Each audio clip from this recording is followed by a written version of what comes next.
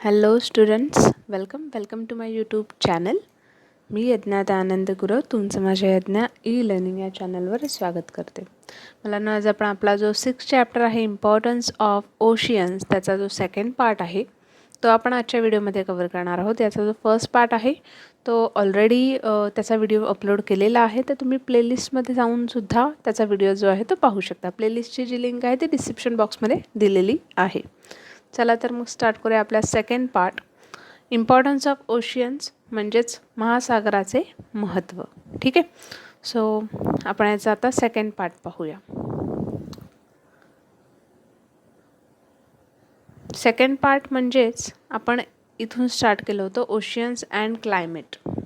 Okay, तर बघा oceans and climate. Oceans म्हणजे काय तर महासागर, क्लायमेट म्हणजेच हवामान, राईट. आता इथे आपल्याला काही प्लेस दिलेत, कंट्री दिलेत, मीन मॅक्स टेम्परेचर दिलं आहे आणि मीन टेम्परेचर इन सेल्सिअस हे दिलं आहे आणि रेंज ऑफ टेम्परेचर दिलं आहे. ठीक आहे, आपल्याला बघाच प्लेसचं नाव बीजिंग, देश चायना. मीन मॅक्स टेम्परेचर म्हणजेच कमाल तापमान किती आहे, किती डिग्री सेल्सिअस आहे तर 18.4 डिग्री सेल्सिअस. तिथेच मिनिमम टेम्परेचर किती आहे तर 0.4 डिग्री सेल्सिअस, राईट. तर अशा प्रकारे आपल्याला बघा इस्तंबूल, त्याच्यानंतर माद्रिद, न्यूयॉर्क, डेन्व्हर, काबूल आणि बगदाद याचीसुद्धा आपल्याला इथे कंट्री दिला आहे, देश दिला आहे आणि पुढे आपल्याला त्याचं मीन मॅक्स टेम्परेचर आणि मीन टेम्परेचर जे आहे ते आपल्याला इथे दिलेलं आहे. आता बघा आपल्याला काय विचारलं आहे खाली. The above table records the maximum and minimum temperatures from some places located between 30 degree and 40 degree north parallels. Study the table and do as directed.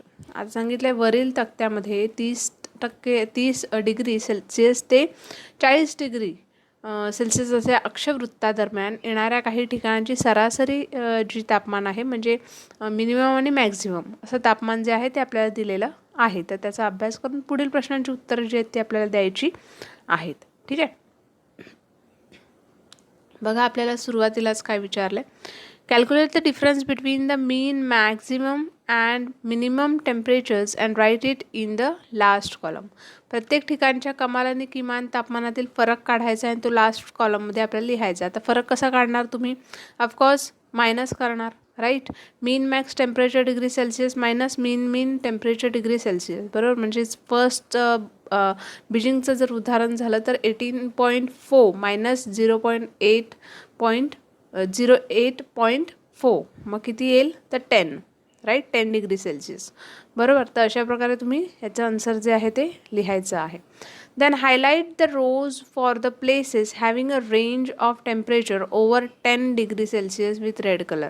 आता ज्या ठिकाणाच्या तापमानातील फरक हा 10 डिग्री सेल्सिअसपेक्षा जास्त आहे ते कॉलम तुम्हाला लाल रंगाने रंगवायचे आहेत. ठीक आहे, then colour other row in blue आणि बाकीचे जे आहेत जे 10पेक्षा कमी आहेत ते तुम्हाला ब्लू कलरने दाखवायचे आहेत.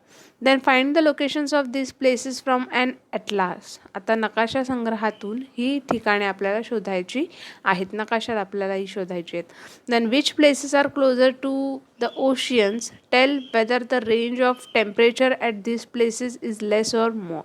म्हणजे कोणती ठिकाणे ही महासागराच्या जवळ आहेत आणि त्या ठिकाणाची तापमान कक्षा कमी आहे की जास्त आहे हे तुम्हाला त्यांनी विचारलेलं आहे. त्याच्यानंतर what might be the main reason leading to differences in the temperature range of different places. म्हणजे तापमान कक्षेत फरक होण्यामागचे मुख्य कारण काय आहे हे त्यांनी विचारलं आहे. In which thermal zone are all these places located. ही सर्व स्थाने कोणत्या कटिबंधात आहेत. त्याच्यानंतर which places are far away from the oceans. ओशियन्सपासून ही लांब आहेत का, महासागरापासून किती लांब आहेत किंवा कोणत्या ठिकाणी लांब आहेत, right. Then do those places have a greater or smaller temperature range. तिथे टेम्परेचर कसं आहे, कमी आहे की जास्त आहे. Mention the places having the smallest and greatest temperature range. सर्वात कमी आणि सर्वात जास्त तापमान कक्षा असलेली ठिकाणे कोणती आहेत. त्याच्यानंतर draw a graph for the above data, use a proper colour scheme. आणि आता आपल्याला वर जो काही डेटा दिला आहे, जसं कंट्रीज दिल्या आहेत आपल्याला, मिनिमम आणि मॅक्झिमम टेम्परेचर जे आहेत ते दिले आहेत, तर याचा तुम्ही स्तंभालेख तयार करा आणि प्रॉपर कलर यूज करून ते तुम्हाला दाखवायचं आहे, त्यांनी काढायला सांगितलं. ओके, त्याच्यानंतर एक्सप्लेनेशन बघा. You must have realized from the above activity that there are differences in the temperature of different places on the earth. Similarly, there is difference in the maximum and minimum temperature. This difference is less in the coastal regions nearness to the sea, while it is more in the regions far away from the sea continentally. Okay, म्हणजे वरील कृतीवरून आपल्या असं लक्षात आलंच असेल की पृथ्वीवर विविध स्थानांच्या तापमानात फरक आढळतो, तसेच सरासरी कमाल आणि किमान तापमानात सुद्धा तफावत असते. आणि ही तफावत किनारी प्रदेशात म्हणजे समुद्र सान्निध्यात कशी असते, कमी असते. आणि समुद्रापासून दूर जे असतात ना प्रदेश, त्यांच्यात हे जास्त असतं. ठीक आहे. त्याच्यानंतर this means that in regions close to the ocean, sea or large reservoir there is not much of a difference in the temperature throughout the day. The main reason for this is the mixing of vapor released through evaporation of water from these water bodies into air, and this vapor in the air absorbs and stores the heat released from the land. Hence the temperature in coastal areas remains इक्वेलेबल. म्हणजे याचा अर्थ काय, तर अर्थ महासागर, समुद्र आणि मोठे जलाशय यांच्या सान्निध्यातील प्रदेशात दिवसभराच्या तापमान फारसा असा फरक पडत नाही. आणि त्याचे मुख्य कारण म्हणजे ते जलाशयातून बाष्पीभवनाद्वारे हवेत मिसळणारे बाष्प असतं. आणि हवेतील हेच बाष्प जमिनीतून निघालेली उष्णता शोषून घेतं आणि साठवतं. त्यामुळे किनारपट्टीच्या भागात तापमान कसं राहतं, समप्रमाणात राहतं. You have studied that the equatorial region receives near perpendicular sun rays. As a result, these areas get more heat, whereas the polar regions receive highly slant rays. This differential heating creates imbalance in the temperature of air in different parts. This leads to formation of belts of high and low pressure on the earth. Winds blow due to pressure difference in these belts. These winds are called planetary winds, and these winds move the oceanic water in the form of currents. These currents are warm currents or cold currents. Warm currents move towards cold region and cold current moves toward warm region. This means ocean currents move from the equatorial region to polar region, and from polar region to equatorial region, and this leads to the redistribution of heat on the earth. The cold currents moving towards the equatorial region make the temperature of coastal areas in that zone milder, whereas the warm currents coming in colder region cause temperature in coastal areas to arise. We have seen this in figure number 5.6. Okay, आता या पॅराग्राफमध्ये त्यांनी काय सांगितलं आपल्याला की विषुववृत्तीय प्रदेशात सूर्यकिरणं जी आहेत ती कशी पडतात, तर ती लंबरूप पडतात. आणि हे तुम्हाला माहितीच आहे. त्यामुळे या भागात जमीन आणि पाणी जास्त तापते. या उलट ध्रुवीय प्रदेशात जमीन आणि पाणी कसं होतं, थंड राहते, शीत राहते. जमीन आणि पाण्याच्या तापमानातील या फरकामुळेच पृथ्वीच्या वातावरणातील हवा जी आहे ती कशी होते, ती असमान तापते. ओके, अनइक्वल तापते. आणि याचाच जो परिणाम आहे तो पृथ्वीवर वायुदाबाचे पट्टे जे निर्माण होतात ना त्याच्यावर होतो. या वायुदाबातील फरकामुळे वारे वाहतात. त्यांना आपण ग्रहीय वारे असं म्हणतो. ओके, त्यांना आपण प्लॅनेटरी वाइंड्स असं म्हणतो. हे वारे महासागरात पाण्याचे प्रवाह निर्माण करतात आणि हे प्रवाह उष्ण किंवा शीत म्हणजे थंड असतात. उष्ण प्रवाह हे नेहमी थंड प्रदेशाकडे वाहतात, तर थंड प्रदेशातले जे आहेत ते उष्ण प्रदेशाकडे वाहतात. म्हणजेच काय, तर विषुववृत्ताकडून ध्रुवीय प्रदेशाकडे आणि ध्रुवीय प्रदेशाकडून विषुववृत्ताकडे वाहतात. त्यामुळे पृथ्वीवरील उष्णतेचे जे फेरवितरण जे होतं ते सुरळीतपणे होतं आणि उष्ण प्रदेशाकडे आलेले जे शीतप्रवाह तेथील किनारी भागाचे तापमान कसं करतं, सौम्य करतं, माइल्ड करतं. ठीक आहे. तर थंड प्रदेशाकडे आलेले जे उष्ण प्रवाह आहेत ते तेथील किनारी भागाचे तापमान हे उबदार करतं. ओके, जसं आपल्याला आकृती 5.6 मध्ये सांगितलेलं होतं त्याप्रमाणे. त्याच्यानंतर बघा, the oceans act as the controller of global temperature in the two ways describe above. The oceans have a vast expanse, therefore huge amount of vapor get created. This process goes on continuously. From this vapor the earth gets rainfall. Oceans are the source of rains. The rainwater flows through rivers and streams and finally flows back into oceans. This makes it clear that the beginning and end of the water cycle takes place in the oceans. Okay, आणि वरील ह्या दोन्ही प्रकारे महासागर जे आहे ते जागतिक तापमानाचे नियंत्रक म्हणून काम करताना आपल्याला दिसून येतं. महासागराच्या प्रचंड अशा विस्तारामुळे महासागरातील पाण्याची वाफसुद्धा मोठ्या प्रमाणात होते आणि ही प्रक्रिया जी आहे तुम्हाला पर्जन्य तर माहीतच असेल, राईट. जसं पाऊस कसा पडतो, बरोबर, हे आपल्याला माहीत असेल. त्याची प्रोसेस काय असते हे सुद्धा तुम्ही शिकला आहात. ठीक आहे, तर महासागर हे पर्जन्याचं काय आहे, उगमस्थान आहे. ओके, पर्जन्याचं पाणी नदी नाल्यांद्वारे शेवटी महासागरातच मिसळतं आणि म्हणजेच पर्जन्य चक्राची सुरुवात व सांगता सुद्धा महासागरातच होते. सुरुवात आणि शेवट पण इथेच होतो. Okay, then do you know, as the regions close to the sea have an equable climate. Okay, the density of population is high in these areas. The coastal regions have always affected man due to its climate, abundance of food and various products obtained from the sea. सागर सानिध्य लाभलेल्या प्रदेशात हवामान कसं असतं, सम असल्यामुळे मानवी लोकसंख्येची घनता जी आहे ती या भागामध्ये जास्त असते आणि हवामानाबरोबर समुद्रातून मिळणारी विविध उत्पादने ही सुद्धा खूप जास्त प्रमाणात असतात आणि यामुळे होणारे खाद्य यांमुळे सागरी किनारी भाग मानवाला नेहमी आकर्षित करत आला आहे.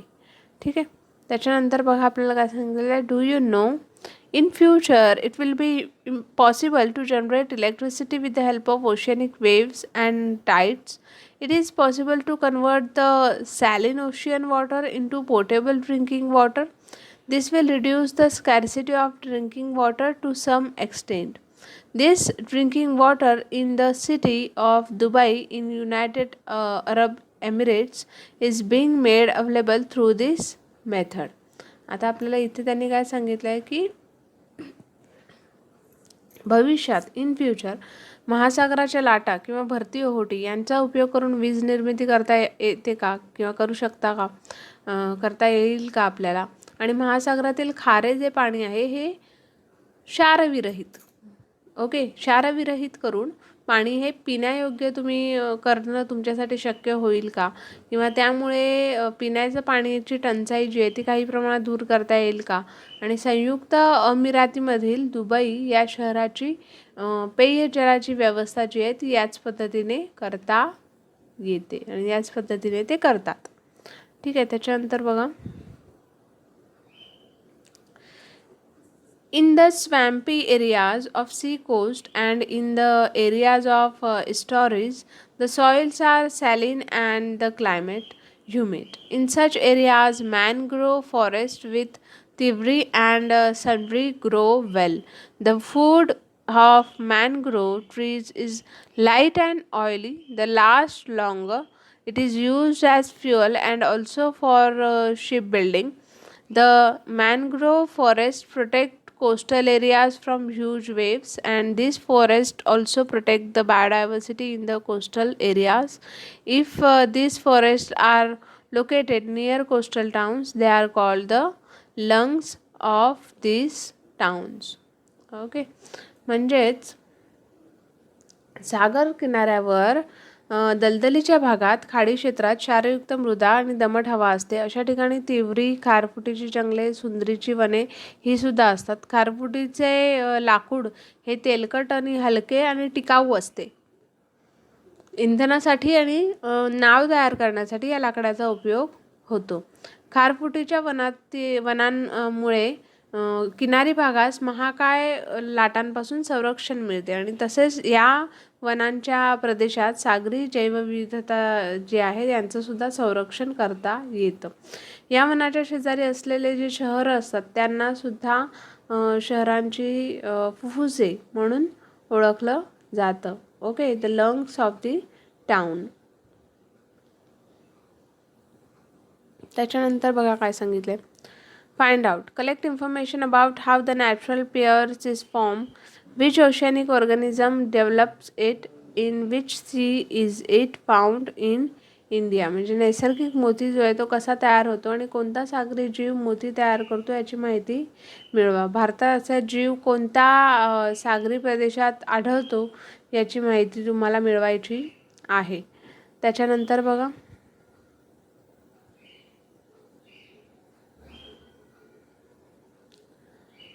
Ocean and resources. Okay, ocean म्हणजेच महासागर, रिसोर्सेस म्हणजेच साधने, संसाधने. Okay, we have seen earlier that we obtain salt, fish, shells and other products from the ocean. Besides this, we get minerals like iron, lead, cobalt, sodium, manganese, chromium, zinc, etc. from the ocean floor. Okay, ocean floor. Then we also get mineral oil and natural gas.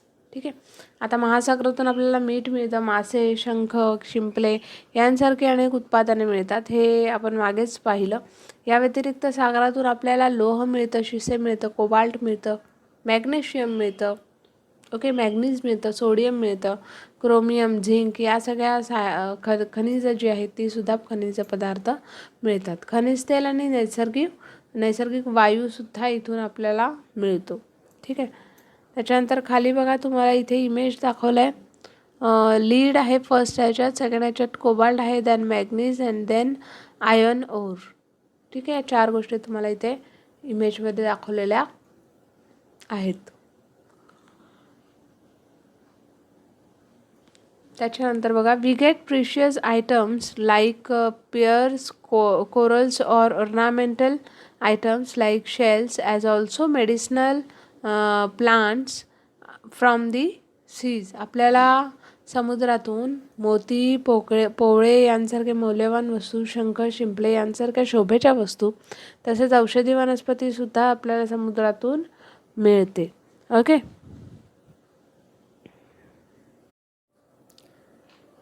Then ocean transport. Okay, आता ocean transport म्हणजेच काय तर जलवाहतूक. बरोबर, महासागर किंवा जलवाहतूक असं म्हणतो आपण, महासागर वाहतूक किंवा जलवाहतूक. Oceans have provided us the most economic option of transportation. Large-scale transport of goods is carried out with the help of ships, travelers, boats, etc. That is figure number 6.8. International trade is carried out on the large scale using waterways. Countries like Spain, Norway, Japan have a good coastline. Due to goods transport by ocean routes, these countries have gained importance. महासागरामधून सर्वात स्वस्त असा वाहतुकीचा पर्याय जो आहे तो उपलब्ध झालेला आहे. जलमार्गाने जहाजे, ट्रॉलर, बोटी, नावा यातून मोठ्या प्रमाणात माल वाहतूक केली जाते. जसं आपल्याला आकृती 6.8 इथे खाली दिले त्याच्यामध्ये दाखवलं त्याप्रमाणे जलमार्गाने मोठ्या प्रमाणात आंतरराष्ट्रीय व्यापार चालतो. सागर किनारा लाभलेल्या स्पेन, नॉर्वे, जपान यांसारख्या देशांमध्ये सागरी वाहतुकीमुळे महत्त्व जे आहे ते मिळालेलं आहे. त्याच्यानंतर बघा आपल्याला काय सांगितलंय.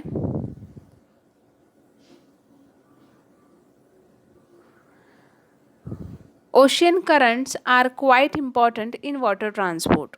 As far as possible, water transport is carried out along ocean currents. They accelerate the speed of ships and also save fuel to a considerable extent. सागरी प्रवाह जलवाहतुकीच्या दृष्टीने महत्त्वाचे आहेत. जलवाहतूक शक्यतो सागरी प्रवाहाला अनुसरून केली जाते, कारण त्यामुळे जहाजाचा वेग जो आहे तो नैसर्गिकरित्या वाढून वेळेची व इंधनाची बचत होते. Water transport is conducted on a much higher scale as compared to other modes of transport. Hence, for transport of bulky materials like coal, crude oil, raw materials, metallic minerals, food grains, etc., water transport is given preference. जलमार्गाने माल वाहून नेण्याची क्षमता जी आहे ती इतर मार्गांच्या क्षमतेच्या तुलनेत बरीच जास्त असते. यामुळे अवजड असे वस्तू जसे कोळसा, कच्चं तेल, कच्चा माल, धातू खनिजे, अन्नधान्य इत्यादी मालाची वाहतूक करण्यासाठी जलवाहतुकीचा पर्याय जो आहे तो उपयोगात आणला जातो. Now issues related to oceans. Okay, आता ह्याच महासागराच्या समस्या काय आहेत, इश्यूज काय आहेत. About 70.8% of the surface of the earth is occupied by water. 70.80% भाग जो आहे तो पाण्याने कसा आहे व्यापलेला आहे. In order to fulfill his requirements, man undertake many activities. This leads to the production of huge amount of different types of waste. This water materials cause pollution, and pollution of oceanic waters is a major and serious issue that has developed in recent times. मानव आपल्या गरजा भागवण्यासाठी ज्या कृती करत असतो त्यातून अनेक प्रकारचा असा कचरा जो आहे तो निर्माण होत असतो. अशा कचऱ्यापासून प्रदूषण होत असते. महासागराचे प्रदूषण ही एक मोठी समस्या आहे, ती सुद्धा यातूनच निर्माण झालेली आहे. ऑइल स्पिल्स जसं आहे, म्हणजे ऑइल स्पिल्स म्हणजे तेल गळती. ठीक आहे. Releasing the waste produce in the coastal cities into the seas. शहरांमध्ये निर्माण होणारा घनकचरा सागर जलात टाकणे. ठीक आहे. त्याच्यानंतर बघा, materials thrown out from ships म्हणजे जहाजातून टाकले जाणारे साहित्य. एक्सप्लॉयटिंग फिशिंग म्हणजे मासेमारीचा अतिरेक. त्याच्यानंतर cutting of mangrove forest in coastal areas म्हणजे किनाऱ्यावरील खारफुटी जंगलतोड. त्याच्यानंतर disasters cause by the water mines पाणसुरुंगामुळे होणारे विध्वंस जे आहेत ते. Sewage release by industries and cities म्हणजे उद्योग व शहरे यातून सोडले जाणारे जे पाणी असतं सांडपाणी ते. Excavation carried out in the seas म्हणजे समुद्रातील उत्खननामुळे होणारे प्रदूषण. बरोबर. All the things listed above lead to large scale pollution of oceanic waters. Some coastal regions are provided to be death traps for aquatic minerals. As a result, many aquatic animals are under the threat of being extinct. Example, the blue whale, some types of sea turtles, dolphins, etc. आणि या सर्व बाबींमुळे महासागराच्या प्राण्याचे प्रदूषण होते. काही किनारपट्टींचे प्रदेश तर जलचरांसाठी मृत्यूचे सापळे ठरलेत आणि अनेक जलचर जे आहे ते नामशेष होण्याच्या मार्गावर सुद्धा आहेत. म्हणजे त्यांची प्रजाती जी आहे ती नष्ट होण्याच्या मार्गावर आहे. उदाहरणार्थ ब्लू वेल निळा मादेव मासा, सागरी कासव आहे, डॉल्फिन आहे यासारखं. ठीक आहे. Then always remember a larger proportion of the surface of the earth is occupied by water. Most of the water is salty. The living world in this salty water is suffering from the pollution caused by man. We must avoid this. पृथ्वीचा जास्त भाग जो आहे तो पाण्याने व्यापलेला असतो आणि पाण्याने व्यापलेला असून त्यातील बरंच पाणी हे कसं असतं, हे खारं असतं. आणि या खारट पाण्यात असलेल्या सजीव सृष्टीला मानवाच्या कृतीमुळे प्रदूषण जे होतं त्याच्यामुळे काय होतं, धोका निर्माण होतो. अशी कृती आपण टाळायला हवी. त्याच्यानंतर बघा आपल्याला काय सांगितलं, कॅन यू डू इट. तुम्ही हे करू शकता का. Samir and Saina are playing a game of showing the waterways on a map of the world. Their routes are going in opposite directions. One is following the eastern route while the other is taking a route that takes to west. Sameer आणि सानिया या दोघे वर्गात जगाच्या नकाशावर जलमार्ग दाखवण्याचा खेळ जो आहे तो खेळतात आणि दोघांचे मार्ग एकमेकांच्या विरुद्ध दिशेने आहेत. एकाचा मार्ग पूर्वेकडून तर एकाचा मार्ग पश्चिमेकडून जाणारा आहे. Okay. From Mumbai port some goods are to be taken to London in UK. On a map of the world, show at least 2 such routes with the pencil. Write down the names of the ports of different nations that fall on the route followed by each. Okay, ports on the route followed by Samir and ports on the route followed by Sania. Sorry. आता बघा, मुंबई बंदरातून काही माल जलमार्गाने United kingdom म्हणजे UK London या शहरात पाठवायचं आहे आणि जगाच्या या नकाशात असे किमान 2 जलमार्ग जे आहेत ते पेन्सिलने आपल्याला दाखवायचे आहेत. ठीक आहे. प्रत्येकाच्या मार्गाच्या वाटेत कोणकोणत्या देशांची कोणती बंदरे लागू शकतात ते सुद्धा तुम्हाला इथे सांगायचं आहे. त्याच्यानंतर which of the routes you feel is shorter, that of Sameer's or Saina, म्हणजे यांपैकी कोणता मार्ग जो आहे तो जवळचा वाटतो, सानियाचा की समीरचा, ते तुम्हाला सांगायचं आहे. Which oceans does one have to pass through if one follow Sameer's route or Saniya's route, म्हणजे समीर आणि सानिया यांच्या मार्गाने जाताना कोणकोणते महासागर पार करावे लागतात.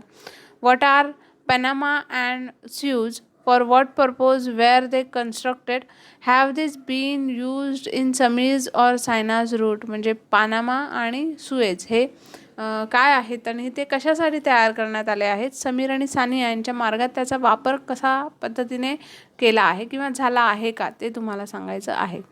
Find if there can be any route other than the ones that you have marked, म्हणजे तुम्ही ओळखलेल्या मार्गांशिवाय हा प्रवास आणखीन कोणत्या मार्गाने करता येईल ते तुम्हाला शोधायचं आहे. ठीक आहे. त्याच्यानंतर बघा, व्हॉट विल यू डू, तुम्ही काय कराल. Okay. Different marine animals like the blue whale, turtles, starfish etcetera appear before you in your dream and complain to you. They say, you humans are not allowing us to live properly. You throw the waste and chemicals that you do not want into our house. The youngsters in our house are falling ill due to this. Some are getting killed. You must think about this situation and remove the pollution from the seas. Now tell what you will do. त्यांनी काय सांगितलं की तुमच्या स्वप्नात विविध अशी सागरी जीव जे आहेत ते जसं देवमासा, कासव आहे, तारामासा आहे इत्यादी आले आहेत आणि ते तुम्हाला सांगतायत की तुम्ही मानव जे आहेत ना, म्हणजे माणूस जो आहे ना, तो आम्हाला नीट जगू देत नाही आहे. तुमच्याकडे नको असलेले जो कचरा आहे किंवा काही केमिकल्स आहे, रसायने आहेत, तर ते तुम्ही आमच्या घरात टाकताय. राईट. घरातील लहान बाळ जे आहेत हे त्यामुळे आजारी पडत आहेत, काहीजण दगावतात सुद्धा आहेत. आमच्या परिस्थितीचा विचार करा आणि सागरी प्रदूषण जे आहे ते दूर करा, ते टाळा. ओके, असं त्यांनी सांगितलेलं आहे. त्याच्यानंतर बघा, थिंक अ लिटिल, म्हणजे थोडा विचार करा. What would have happen if man had not discovered sea routes, म्हणजे जर मानवाने जलमार्ग शोधले नसते तर काय झालं असतं. ठीक आहे. Then what will you do, तुम्ही काय कराल. You live near Mumbai city. In your farm you have produced 1000 quintals of rice. There is a good demand for it in the overseas market than in the local market. A merchant from South Africa is ready to purchase this rice at the good price, but he wanted the import at Cape Town port within 4 months.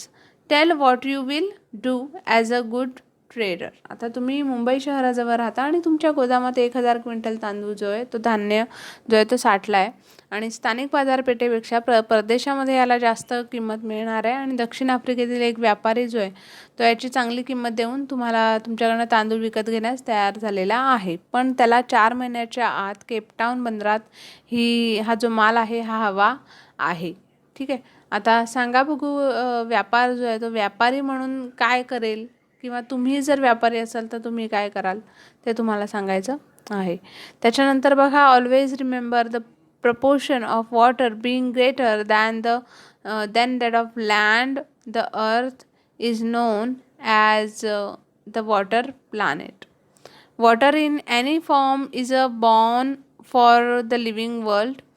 Of all the planets known to man, the earth is the only one which has a living world. म्हणजे पृथ्वीवर असलेल्या जमिनीचे आणि पाण्याचे प्रमाण हे लक्षात घेता पाण्याचे जास्त प्रमाण असते, म्हणूनच तिला जलग्रह असं आपण म्हणतो. आणि पाणी हे कोणत्याही रूपात असले तरी ते सजीवांसाठी वरदानच आहे, म्हणूनच मानवाला ज्ञात असलेल्या ग्रहांमध्ये सजीवसृष्टी ही फक्त पृथ्वीवरच आपल्याला आढळते. ओके.